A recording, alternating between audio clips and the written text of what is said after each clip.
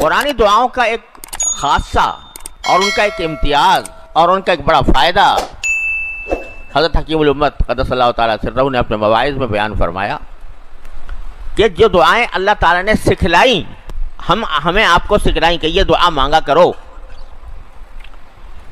تو یہ دعا جو ہے انشاءاللہ اس کی قبولیت میں کوئی شک نہیں ہونا چاہیے، کیونکہ خود سکھلا رہے ہیں کہ یہ کہو رب اغفر وارحم وانت خیر الراحمین مثلا۔ تو ایک شریف آدمی سے بھی یہ بات ممکن نہیں ہے کہ کوئی آدمی دوسرے کو دعوت دے کہ بھائی مجھ سے یہ مانگو، اور جب دینے کا وقت آئے تو کہ بھاگ جاؤ۔ کوئی شریف آدمی ایسا نہیں کر سکتا۔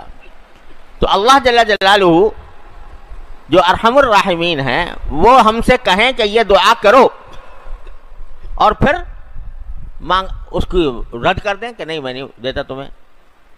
یہ تو اللہ تعالیٰ نے خود بنایا مضمون بنا کر، درخواست کا مضمون بنا کر بتا دیا کہ دیکھو یہ کہو گے، یہ درخواست کرو گے تو پھر ہمیں دیکھو ہماری کیا رحمت ہے، وقل رب اغفر وارحم وانت خیر الراحمین۔ لہذا قرآن کریم کے جو دعائیں ہیں وہ اس لحاظ سے بڑی اہمیت رکھتی ہیں کہ خود اللہ جل جلالہ نے سکھائیں کہ یہ دعا مانگا کرو۔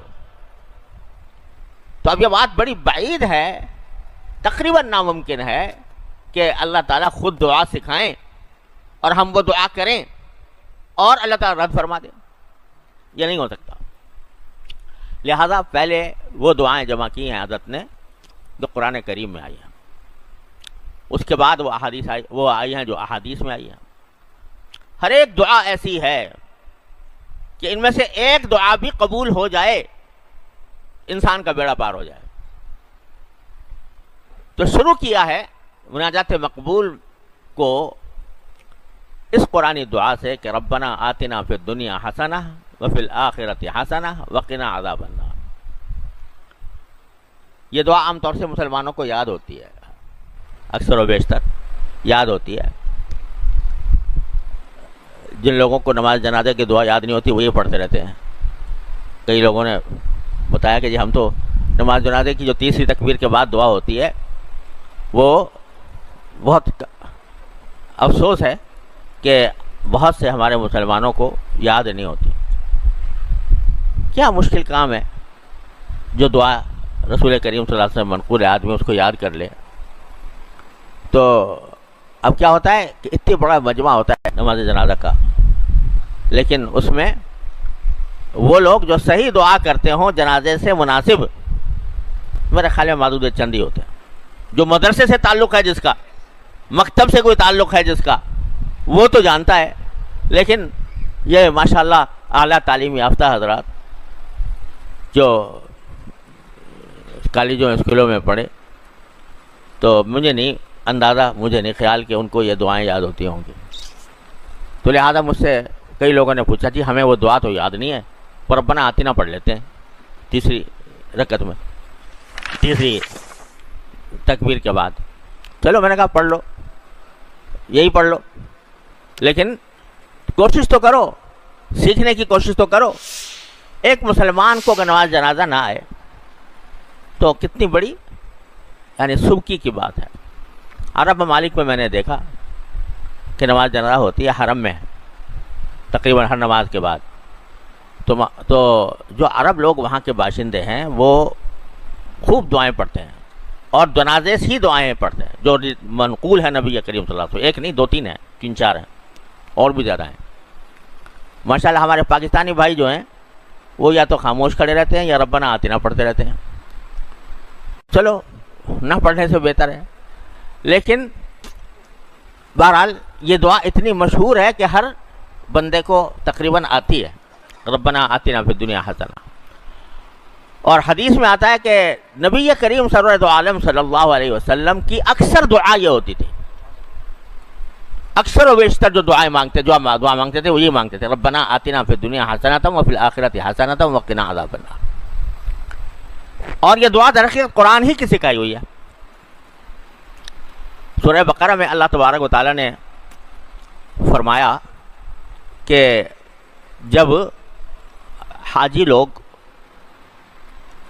وہاں سے عرفات سے واپس آتے ہیں تو پھر مزدلفہ میں جو المشعر الحرام ہے وہاں پر اللہ کا ذکر کرنا چاہیے کہ اذا افضتم من عرفات فاذکروا اللہ عند المشعر الحرام. جب عرفات سے واپس آؤ تو مشعر حرام یعنی مزدلفہ کے پاس اللہ کا ذکر کرو. فاذکروا اللہ عند المشعر الحرام. اور کذکرکم آباءکم او اشد ذکرا واذکروا اللہ کما ہداکم. اور اللہ کا ذکر بھی اس طریقے سے کرو جس کا اللہ تعالیٰ نے تمہیں حکم دیا ہے, جس طرح کی ہدایت دی ہے ذکر کرنے کے طریقے کی, وہ کرو. یعنی کہ اپنی طرف سے کوئی طریقہ گھڑ لیا اور اس کے پیچھے چل پڑے. واذکروا اللہ کما ہداکم. پھر فرمایا کہ فمنہم من یقول ربنا آتنا فی الدنیا وما لہ فی الآخرۃ من خلاق.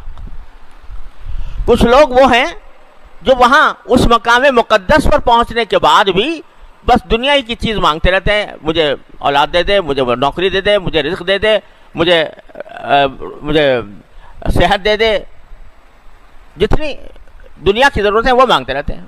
منہم من یقول آتنا فی الدنیا وما لہ فی الآخرۃ من خلاق. آخرت میں اس کا کوئی حصہ نہیں ہوتا, وہی مانگتا رہتا ہے. جاہلیت کے اندر, زمانے جاہلیت میں جو لوگ حج کیا کرتے تھے, حج تو وہ بھی کرتے تھے, لیکن وہاں جا کر ایک تو جب پہنچتے مزدلفہ تو اپنے آباء و اجداد کے مناقب اور فضائل بیان کرنے شروع کر دیتے تھے. ہمارے باپ نے یہ کیا, فلاں جنگ لڑی, فلاں جنگ کے اندر اس کو فتح نصیب ہوئی, وغیرہ وغیرہ. ایک تو یہ کام کرتے تھے. تو قرآن کہتا ہے کہ وہاں جب اللہ تعالیٰ کا ذکر کرو کذکرکم آباءکم, جیسے تم اپنے ماں باپ دادوں کا ذکر کیا کرتے تھے, او اشد ذکرا, یا اس سے بھی زیادہ اہتمام کے ساتھ اللہ تعالیٰ کا ذکر کرو. اور ذکر بھی کس طرح کرو, واذکروا اللہ کما ہداکم, جو اللہ نے طریقہ بتایا اس کے مطابق ذکر کرو. اب آگے فرماتے ہیں کہ جاہلیت کے لوگ جو ہیں وہ آ کر کہتے تھے, وہاں پر دعائیں جو کرتے تھے بس یہی کرتے تھے کہ ہمیں رزق زیادہ ہو جائے, ہمارا گھر اچھا بن جائے, ہماری جو قبیلہ ہے اس کو فتح نصیب ہو, ہمارے دشمن نامراد ہوں, وغیرہ وغیرہ. تو ربنا آتنا فی الدنیا وما لہ فی الآخرۃ من خلاق, آخرت میں اس کا کوئی حصہ نہیں ہوتا. ومنہم من یقول ربنا آتنا فی الدنیا حسنۃ وفی الآخرۃ حسنۃ وقنا عذاب النار. اور کچھ اللہ کے بندے ایسے ہوتے ہیں جو یہ کہتے ہیں کہ اے پروردگار ہمیں دنیا میں بھی اچھائی عطا فرمائیے اور آخرت میں بھی اچھائی عطا فرمائیے. تو اولئک لہم نصیب مما کسبوا, ان کو اللہ تبارک و تعالیٰ اپنی کمائی کا حصہ آخرت میں دیں گے. کمائی سے مراد اچھے اعمال کی کمائی. تو اللہ تعالیٰ فرما رہے ہیں کہ وہ بندہ انتہائی بیوقوف اور احمق ہے کہ جو جب بھی دعا مانگے تو بس دنیا ہی کے لیے مانگے, دنیا ہی کے لیے مانگے بس, کہ مجھے ملازمت مل جائے, مجھے رزق مل جائے, میرا گزارا اچھا ہونے لگے, میرا مکان اچھا بن جائے, مجھے گاڑی اچھی مل جائے, مجھے امتحان میں کامیابی مل جائے, مجھے ڈگری اچھی حاصل ہو جائے. بس سارا سوچ کا جو محور ہے وہ دنیا ہی دنیا ہے, بس وہی مانگتے. آخرت کی بات مانگیں کہ یا اللہ آخرت میں ہمارا انجام اچھا کر دیجئے, ہمارے گناہ معاف کر دیجئے, تو اس کی طرف دھیان ہی نہیں. تو اللہ تعالیٰ نے یہاں پر ان لوگوں کی مذمت کی ہے جو جب بھی مانگیں گے دنیا کی بات مانگیں گے, جب بھی مانگیں گے دنیا کی بات مانگیں گے, آخرت کے بارے میں کچھ نہیں. تو یہ اللہ تعالیٰ فرماتے ہیں کہ یہ احمق تنگ نظر لوگ ہیں. ان کی جو سوچ ہے اس کا دائرہ صرف دنیا کی لذتوں کی طرف اور دنیا کے اسباب کی طرف محدود ہے. بس یہ مل جائے تو اس کو ایسا کچھ مل گیا, چاہے قبر میں جا کے پٹائی ہو, العیاذ باللہ. تو وہ یہ کہتے ہیں کہ ہمیں دنیا دے دیجئے. اب دنیا میں جو غلط چیزیں ہیں وہ بھی مانگتے ہیں. ہمارے والد صاحب رحمۃ اللہ علیہ کے پاس ایک بزرگ آیا کرتے تھے, بڑے عمر رسیدہ تھے, جہاں دیدہ تھے, بڑے تاجر تھے, تہجد گزار تھے. تو کچھ عرصے کے بعد پتہ چلا کہ وہ وظیفے جو ہر وقت پڑھتے رہتے ہیں, تو وظیفے میں دعا یہ مانگتے ہیں کہ اللہ سٹے میں میرا جو ہے نمبر نکل آئے. وظیفے گھونٹ رہے ہیں رات کو تہجد میں اٹھنے کے بعد. کس کام کے لیے؟ کہ میرا سٹا جو ہے وہ کامیاب ہو جائے. اب یعنی آدمی کی جو سوچ ہے وہ اس طرف لگی ہوئی ہے العیاذ باللہ، دنیا کی طرف. اور ہم اپنے ذرا گریبان میں منہ ڈال کر دیکھیں تو ہماری خواہشات، ہماری امنگیں، ہمارے خیالات زیادہ تر اسی طرف چلتے ہیں کہ ہمیں دنیا کی نعمتیں حاصل ہو جائیں، لذت مل جائے، گھر مل جائے، گاڑی مل جائے، لوگوں میں ہماری شہرت ہو جائے، مقبولیت ہو جائے. بس اس طرف چل رہی ہیں. یہ تصور کہ وہ جنت ملے جس کی تفسیر قرآن کریم نے بیان فرمائی ہے کہ جو چاہو گے ملے گا، نہ خوف ہوگا نہ غم ہوگا، لا خوف علیہم ولا ہم یحزنون. تو اس کا خیال، اس کی فکر، اس کی سوچ، اس کی امنگ، اس کا شوق یہ شاذ و نادر. تو قرآن کہتا ہے کہ وہ کہتے ہیں ربنا آتنا فی الدنیا وما لہ فی الآخرۃ من خلاق. آخرت میں کوئی حصہ ہی نہیں ہے. اللہ تعالی ہمیں ان میں شامل نہ فرمائے. اور حضور اقدس صلی اللہ علیہ وسلم نے یہ دعا بھی فرمائی، آگے آئے گی انشاءاللہ، کہ اللہم لا تجعل الدنیا اکبر ہمنا ولا مبلغ علمنا ولا غایۃ رغبتنا. اے اللہ ایسا نہ کیجئے کہ ہر وقت ہمارے دماغ پر دنیا ہی سوار رہے، اور اللہ ایسا بھی نہ کیجئے کہ ہماری علم کا مبلغ، علم کی انتہا بس دنیا ہی کے اوپر ہو جائے، اور ہماری ساری رغبت اور شوق کا مرکز جو ہے صرف دنیا ہی بنی رہے. تو ایسا نہ کیجیے گا. تو مذمت ہے ان لوگوں کی کہ ان کے دل و دماغ پر ہر وقت دنیا ہی مسلط ہے، اسی کی خواہش ہے، اسی کی امنگ ہے، اسی کا شوق ہے. آگے اللہ تعالیٰ فرماتے ہیں وَمِنْهُمْ مَن يَقُولُ رَبَّنَا آتِنَا فِي الدُّنْيَا حَسَنَةً وَفِي الْآخِرَةِ حَسَنَةً وَقِنَا عَذَابَ النَّارِ. تعریف کس کی؟ اس کی جو دنیا میں بھی حسنہ مانگے، اے اللہ دنیا میں بھی اچھائی عطا فرمائیے اور آخرت میں بھی اچھائی عطا فرمائیے. دنیا میں بھی اچھی چیزیں دیجئے، آخرت میں بھی اچھی چیزیں دیجئے. حسنہ ایک لفظ ہے چھوٹا سا، اور کائنات پوشیدہ ہے. دنیا کے اندر حسنہ مل جائے، اس میں یہ بھی ہے حسنہ اچھائی یہ بھی ہے کہ رزق اچھا مل رہا ہو، اچھائی یہ بھی ہے کہ صحت اچھی ہو رہی ہو، اچھائی یہ بھی ہے کہ اولاد ہو، اچھی یہ بھی ہے کہ گھر والے مطمئن ہوں، اچھا یہ بھی ہے کہ دوست احباب اچھے ہوں، اچھا یہ بھی ہے کہ آدمی کو علم حاصل ہو، اچھا یہ بھی ہے کہ اللہ تبارک و تعالیٰ اس کو عمل صالح کی دنیا میں توفیق عطا فرما. سب اچھائی. ایک چھوٹا سا لفظ 4 حرفوں کا حسنہ، ہا سین نون تا، اور اس میں ساری کائنات سمٹ آئی ہے. اچھا دوسری بات یہ کہ ذرا اس پر غور کرو کہ وہ جن لوگوں کی نگاہ دنیا کی حد تک محدود رہتی ہے، جب ان کا ذکر کیا ان کی دعا کا، تو وہاں پر کہا ربنا آتنا فی الدنیا وما لہ فی الآخرۃ من خلاق. وہاں حسنہ نہیں ہے. وہ تو دنیا کی اپنی مطلوبہ چیزیں مانگتے ہیں، ہمیں یہ مل جائے، وہ مل جائے، یہ مل جائے، وہ مل جائے، ہمیں اچھا گھر مل جائے، ہماری آمدنی بڑھ جائے، بینک بیلنس ہو جائے. اس میں اچھائی برائی کا تصور نہیں کہ حقیقت میں وہ اچھائی ہو، بلکہ ان کو اپنے ذہن میں کچھ مطلوبہ چیزیں گھر رکھی ہیں، وہ چاہے حلال ہو یا حرام ہو، والعیاذ باللہ، جائز ہو یا ناجائز ہو، اور وہ حقیقت میں مفید ہوں یا مفید نہ ہوں، وہ اپنی طرف سے گھر رکھی ہیں. یا اللہ دنیا میں ہمیں دے دے، چاہے سٹے کی رقم ہی دے دے، چاہے سود کی رقم ہی دے دے، لیکن دے دے، دنیا میں پیسے دے دے. ہمیں جو سکھایا قرآن نے، کہا کہ نہیں، دنیا میں ضرور مانگو، بے شک مانگو، دنیا بھی مانگو، لیکن دنیا میں حسنہ مانگو، اچھائی مانگو. اچھائی جس چیز میں ہو دنیا کے اندر اللہ وہ عطا فرمائیے. اب اچھائی جو ہے نا، یعنی اگر اللہ مال دیں آپ تو حلال دیں، رزق عطا فرمائیں تو حلال عطا فرمائیں، صحت عطا فرمائیں تو صحت ایسی ہو کہ جو آپ کے کاموں میں استعمال ہو. اللہ علم عطا فرمائے تو علم کی حقیقت عطا فرمائے. تو ایک مختصر لفظ میں دنیا کی ساری अच्छाइयाँ जमा कर दी।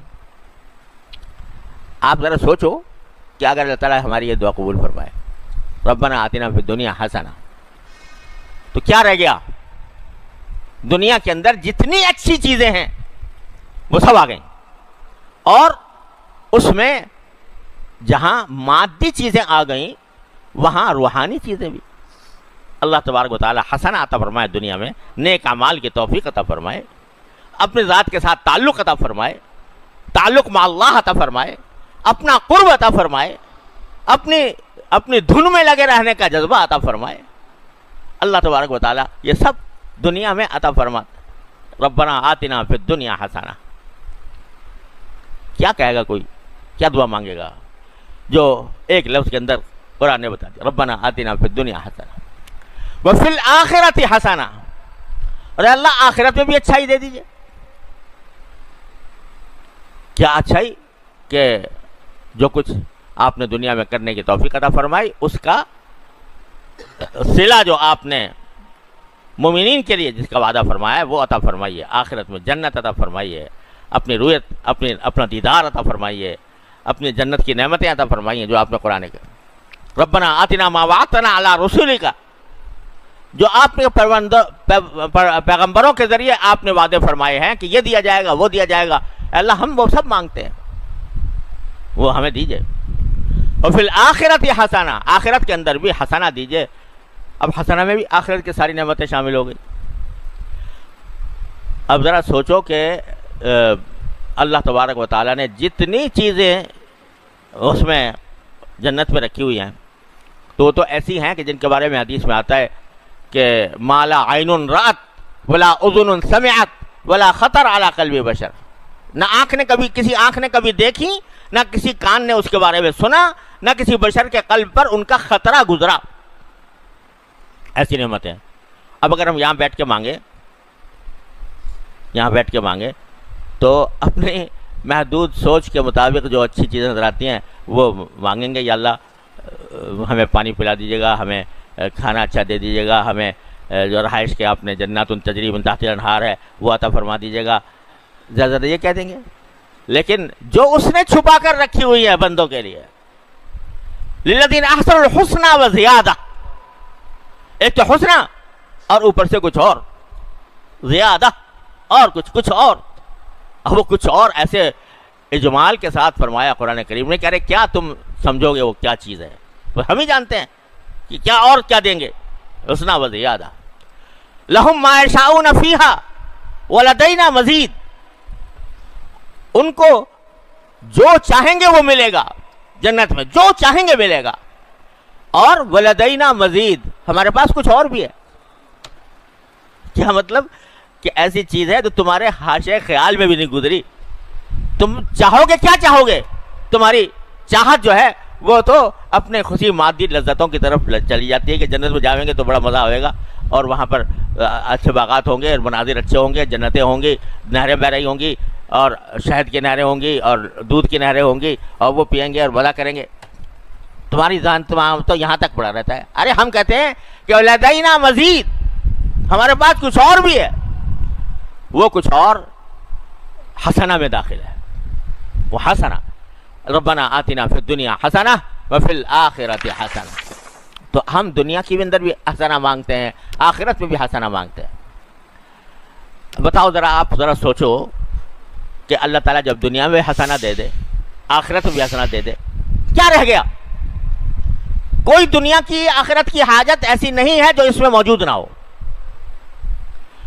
ऐसी चीज सिखा दी कुरान करीम ने, और जो खुद सिखा रहा है अरे यूं करो, तो क्या महरूम कर देगा? मंगवा कर कह रहे हैं कि ये वो लोग हैं अच्छे जो ये दुआ मांगते हैं कि दुनिया भी दे दे, आखिरत भी दे दे। उलाइक लहुम नसीबुम मिम्मा कसबू, उनको अल्लाह ताला हिस्सा देंगे उनकी कमाई का। तो रद्द कर देंगे? इंशाअल्लाह कभी रद्द नहीं होगी। इखलास के साथ मांगो, सोच समझ कर मांगो।